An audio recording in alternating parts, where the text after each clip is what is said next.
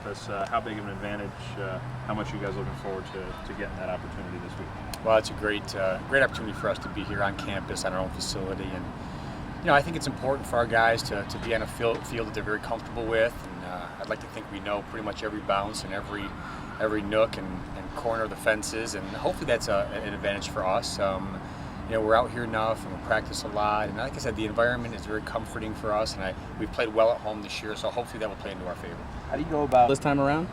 Yeah, it's not more difficult. I think it's actually been easier this year. I think we've had our sights set on this day for a while. We set out to try to win the regular season and have the opportunity to host. So, for our guys, there's a level of excitement. At the same time, it's been very, very businesslike in their approach to preparing for the tournament. So, we've coached about as all we can at this point. We'll continue to fine-tune some things, but at this point, it's fun to sit back and let the kind of guys play it out and watch them perform and then just go along as we need to with the coaching stuff.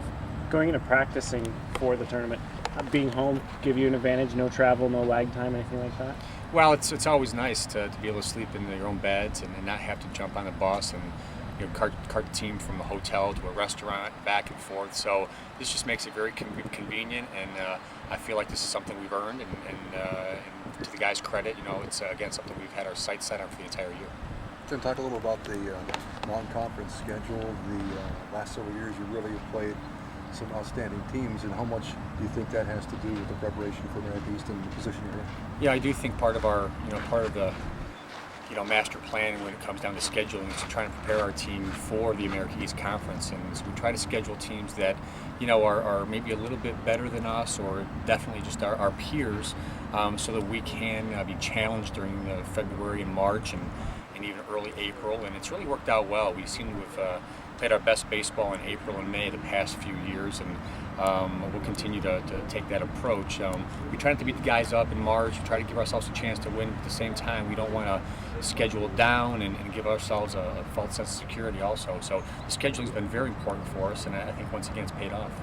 You mentioned wanting to play your best in May. You can't do much better, 14 straight wins going into the tournament. Just tell me how that streak sort of develops and how it plays into a tournament like this. Is that a big advantage going in, or some coaches like that old mantra of getting a loss out of the way kind of thing? Yeah, I don't necessarily think that a loss prior to the tournament was of any importance to us. We're kind of treating this as a second season, so as nice as that win streak was to finish up the regular season, and hopefully it continues, we're kind of turned the page on the regular season and now have kind of set our sights on the postseason. So, the win streak grew kind of a life of its own, and wasn't really even kind of paying attention to it until the other day, and come to find out it's the longest streak in the nation currently, which is just one more feather in our cap for the hard work the guys have put forward this spring. Is there any challenge to have these guys not look past this tournament because they've been to the NCAA, they've been to that next level before? There is a challenge. I think any team, however, coming into this has their eye on the bigger prize, which is a trip back to the regionals for us. But our guys know that it may have looked easy on paper, the record that we put out there for the conference. But there were a lot of one-run games during the season. Every team's got at least one or two really good arms in the front of the rotation. I don't think we're really taking anything for granted at this point. We know that, I think anyone from 1 through 4 has a chance to win this tournament, and I think we're preparing that way to be ready for anything.